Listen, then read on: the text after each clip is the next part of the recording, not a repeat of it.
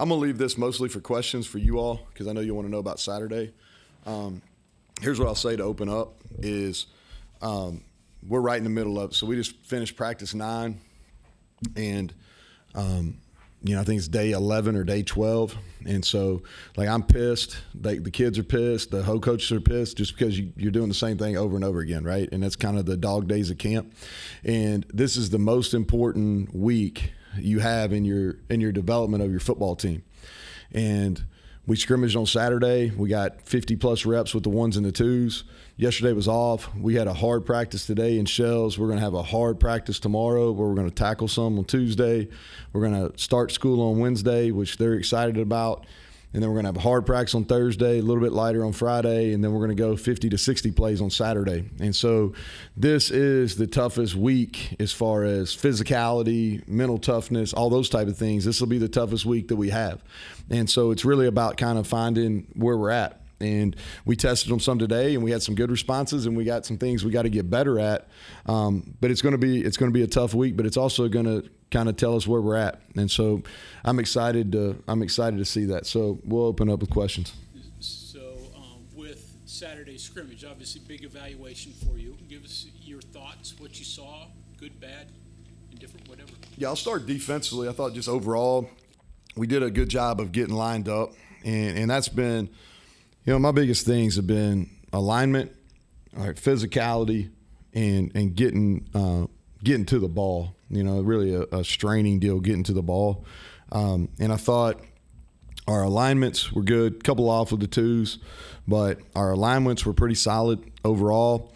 I would say we're almost there as far as getting to the ball, but we're not quite where we need to be. And then the physicality piece, we're being physical. We just got to, when we go into tackle situations, we've got to do a good job of running our feet. And it's like I was telling our team at the end, it's like, listen, guys, reason I'm intense today, the reason I'm going to be intense this week is we're not easing into this. We're not easing into this thing. I was sitting there yesterday and I had some downtime probably, which isn't good. So I'm watching a little Penn State and I'm watching them on offense and we're not easing into this. So if you don't run your feet on contact versus those 3 backs they got, it's going to be a long day. So we got to run our feet on contact. And so that's the thing from a physicality standpoint we got to do a better job of is running our feet. I think our D-line is doing better. We're a group that's going to be by committee. All right, so we're deeper than we have been. Maybe we don't have a guy like Dante that's sticking out right now. But we're deeper than we have been, but it's going to be by committee. And so we're going to play 9 to 11 guys up there, and we're going to roll them. And so, but when they're in there for their 3 to 5 plays, they got to be, they got to be playing with pad level. They got to be striking with their hands, and that group's getting better. I'm pleased with their development. Linebacker, a work in progress. That's a position we're putting a lot of pressure on. The way I look at it is every practice that I'm making, I'm like, okay, how can I stress our defense at linebacker to get them ready where they have to communicate, them and Aubrey. And then on offense, how can I put the most stress possible on the quarterbacks? And then Aubrey Burks had a great camp. And I thought in the scrimmage on Saturday, our corners, I thought Lamp and Beanie both made some plays. And then Anthony Wilson is showing up. And so he's been a positive addition. Offensively, the quarterbacks, we did some situational work. Nico had a really good 2-minute drive at the end of the scrimmage. Struggled with some decision making early. I thought Garrett was pretty solid. He ran around, made a couple scramble plays, but really just solid in his decision making on Saturday. Our running backs, Jalen Anderson had a really good day, was productive. He's a guy we need. We just got to get him in shape. He's got to be able to play continuous plays, but he's talented. Jaheim White was good. He was better without the ball, and that's what you always worry about with running backs early in their career is can they play away from the ball when the ball's not in their hands? Can they lead block? Can they pass pro? Can they run routes? And I thought he did a better job, and Justin Johnson was really consistent. We took it easy on CJ. Justin's been probably our most consistent player at that position during fall camp. Tight end, we focused kind of more on the run game. We didn't throw it a ton in the scrimmage just because we wanted to kind of set the tone for our defense. And so they did okay, but we didn't put any stress on them in the pass game. Traylon Ray, true freshman receiver, was our leading receiver in the scrimmage. And he's, from a freshman standpoint, he's doing some good things. I think he'll be in the mix for us. And then Preston and Hudson Clement both had nice days. So they give you some insight. Your two offensive line.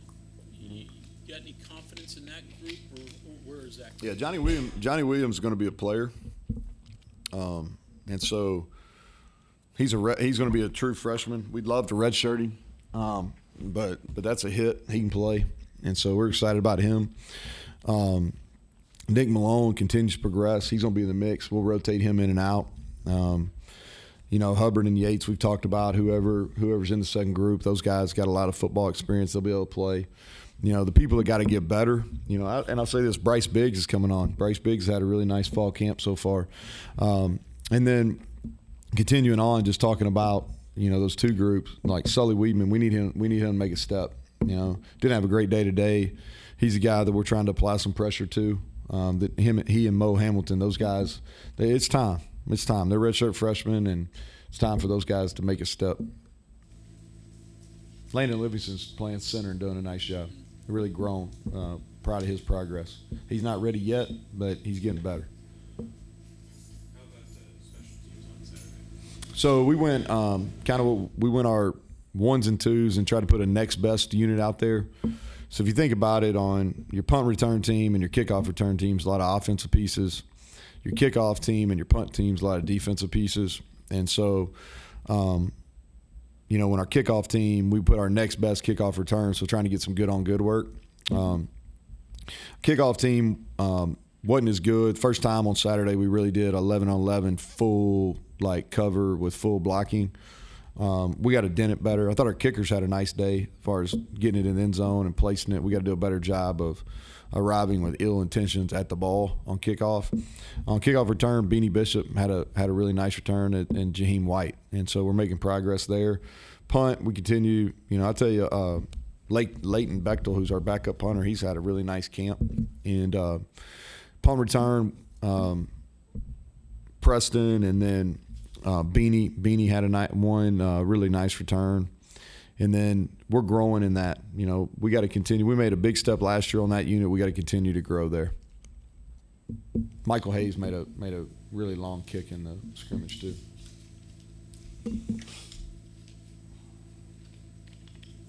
Back to a quick one on the offensive line. Your right guard position, you think you just rotate that no matter who starts, or is that still to be determined? No, I think it's still to be determined. It just depends how big a gap there is there. I think both of them will play, but I don't know if it'll be a 50-50 deal.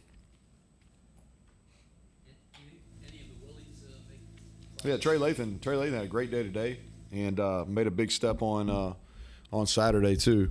And he's athletic. That's what we're looking for. He's so you got to remember, he played receiver in high school, played a little bit of defense his senior year, but from a size, speed, length, he's those things. He needs repetitions. And I thought he had a really nice day on Saturday, and I thought he may have had the best day of anybody out there today. He had a pick six in a team drill.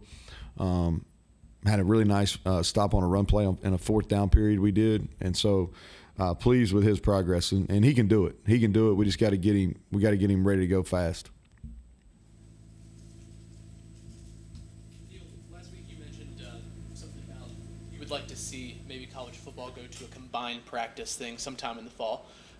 Just curious, what would your ideal scenario for a combined practice be for WVU or a college football team? Yeah, what I think it is, you pick a weekend. I think it should be your first weekend or sometime during your second week, and you just do back-to-back practices, and you do 7-on-7, you do pass pro, pass rush, you do an inside drill, you do some controlled team setting stuff where not necessarily scrimmage, but you do very similar to what the NFL teams do. They usually do it and then do a preseason game. There's never going to be a point where they're going to let us play a preseason game, even though the NFL makes a lot of money for it, right? It makes some sense to do that, right, if we're going to be about money.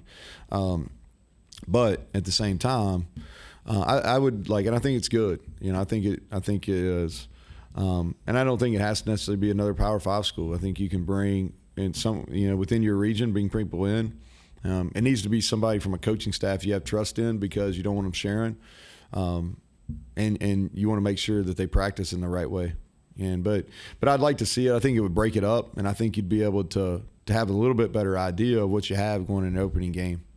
Would that maybe benefit younger players, especially more just to get them an idea of what maybe competition is going to look like when they step out? I think it benefits everybody, but it would, especially if you're going to play a young kid that's going to play. Because you don't know exactly what you're going to see. You kind of get in a routine where you know what you're getting out of the offense and defense because you see them every day. Especially, we practice 25 times versus each other. That's a lot. And so to break the monotony of it is I think it would be really beneficial, and I think it'd be good for the game, But we got a lot of other fires put out before we get to that one. Just out of curiosity, because you brought up a lot of your opinions on this, is this something that you think has some legs? Like No, around the country not yet. with some- No, I bring it up in some of our AFCA meetings. But in all honesty, like, Which pushback? so it's all about level of issues, right? And so right now is the hot topics that we're trying to figure out are transfer portal, NIL, right? And then everything else is kind of on the back burner. Does that make sense? I'm sure. And so if you think about it, all the competition points, all the competition items, everything's falling on the back burner other than the running clock on first down, which is, again, for TV, so you can stay within your time slot. And so the competitive and everything's for recruiting, because they're trying to manage the recruiting piece a little bit, which is more important. Like, if you ask me what's more important, the recruiting calendar, getting that fixed, or having an inter-squad practice, or having another team practice, I'm going to say recruiting calendar, right? And so I think it's just about levels of importance. I really do think if you think and go 5-10 years in advance, I think you're going to see that. But it's going to be after we get some of these other issues kind of ironed out. And it could be in spring ball. I'm sorry, John. Wide receiver, how many do you feel good about right now? Yeah, I think if you ask me next Monday, I'll have a better answer for you. Or whenever if Saturday night, if y'all are going to stick around. Monty takes care of y'all because we were supposed to go Saturday night. He didn't want. I was going to talk on Saturday night. He didn't want to do that. But whether it's Saturday night or Monday, I have a better answer for you. We're trying to get some guys ready. So it'd be premature for me to tell you like who I think's ready, because there's a group that is ready and there's a group that I'm trying to get ready. Neal, injuries, the progress of Sean Martin, Davis Mallinger, Yeah. Asani Redwood, and then anybody else. So Asani is making positive gains. He is ahead of schedule. Game one, I'm not sure. I don't want to say no yet. But he's such a young player as a redshirt freshman. We're not going to play him until he's ready. Sean Martin, he should practice some this week, and I'm not really concerned about him going into game one. Who was the other person you asked about? He just got to get stronger. He's got to get stronger. That's the thing right now. It's his strength and his in the leg he got repaired. So he's got to continue to the knee is good. He just got to get his leg stronger. Anybody else? Nah, we got some nicks and bruises like anything else, but nothing of significance. No. Seems like a lot from even last year with CJ, with Hubbard, a few guys even brought up themselves about conditioning and they need to get in better shape, things like that. From an overall perspective, how do you feel about the shape of the team in terms of conditioning and that factor in comparison to last year? We got to get our running backs and our nose guards got to get, our nose tackles got to get. So that interior piece, Hammond, Lockhart, Fatorma, those guys got to get ready to go from a conditioning standpoint. And same with the running back. And you just got to play yourself into it. Like Mike can run them all the time, and we can do as many, but when you put the helmet and you put the shoulder pads on, and you got to carry the ball, and then you got to sprint back, or you got to run a route full speed, and you got to sprint back. It's different. So we got to play themselves into it, and that's why this is a big week. We got it. Those two positions got to play themselves into shape. How much does a week like this, how much do guys separate? Oh yeah, it separates. Yeah. Yeah, It's like the make or break week. yeah. This is where the separation happens. It gets a little hard, gets a little hairy. Kind of see what people are about. How difficult is it, or to get the timing right? I'm sure you're starting thinking about Penn State Yeah. now. To be ready that Saturday, not that Friday, not that Sunday, but It's the timing of trying to get your performance peak. That's hard. There's science. There's people that are smarter than me that are helping me with that. As far as the mental component and those things, I think we've got a good handle on that. I watched Penn State a little bit yesterday. That's just because I was home with my 15-year-old. She didn't want to talk with me. My kids were gone, or my other two were gone, so they've been out of town, and so I had some time. But we're not. This is all about us. We're really not talking to our players about Penn State. We're not doing any Penn State prep. We're trying to get our guys ready for the season this week. But as far as where you can run your fastest and be your freshest on that's why this week's so important, because you got to start there's a different cycle you go into starting next Monday and Tuesday. You mentioned being pissed off. How do you channel that, make it positive? Yeah, I think it's just this, man. It's like the challenge is for a coach is when you know the players, because they can see it. So, like, they go on a normal routine. Like, they've been up here all day, whatever the rules allow you to have, right? They have an off day once a week. We only have 25 practices, so you spread them out. But they know, like today, they're here. They have a break in the afternoon. They're coming back in the evening. And tomorrow's going to be the same. Well, Wednesday school starts, right? And then Thursday they're going to get on their school routine.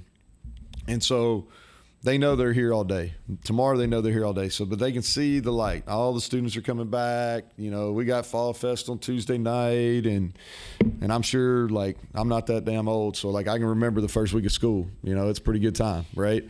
And so the job as a coach is, when you know that they're starting to drift or they're starting to get, like, you better be at your best. And it's about continuously challenging them to make sure that we're not just getting through this, but we're getting better because of it. And I just know, like, this is a critical week. It's a critical week, and we need to be hard on them. We need to be tough on them, and we got to get some calluses this week so we can be ready to go. Offensively, you talk about running your feet to the point of contact. Is that a want to? No, I think it's you go through, you tackle a little bit in the spring. We tackle more in the spring than we have, but you tackle some in the spring, then you have a long break where you can't tackle. And so it's about repetitions. You got to work it. You got to work tackling just like you got to work anything else. And I think I said this the other day when I talked to you all, is like, every coach in the country is trying to figure out what's too much tackling and what's enough tackling, and it's a balancing act to get to that point. And, last year I think we erred on the safety side, as far, and not like safety, people getting injured, but like being safe and like being a little less contact. This year we're going to say, hey, we're going to do a little bit more. Now we're going to protect some people. We got to do a little bit more because we weren't ready. All right. And so we got to get ready. And when you're tackling, you got to run your feet. And it's like, all right, you see it on video, then you correct it. Right? Or you miss a tackle and then you correct it. And so I think that's where we're at right now. We tackled twice last week, and we got better from day one to day two. We're going to tackle again tomorrow, and hopefully there's some improvement, and we'll continue to make progress as we process through.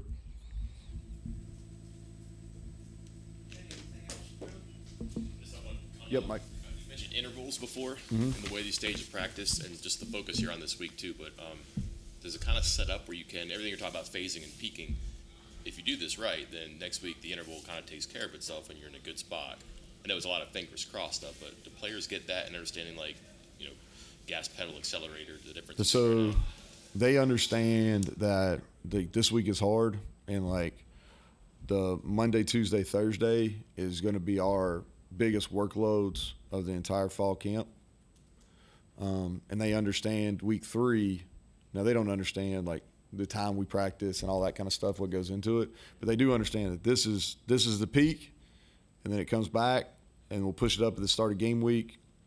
And hopefully on Saturday, with whenever we play that first Saturday in September, then we're able to run. And there's a lot that goes into it. There's, from a nutrition standpoint and hydration and making sure if a guy if he runs 21, that we got him running 21 at the right times. And so, and again, there's people smarter than me that are helping.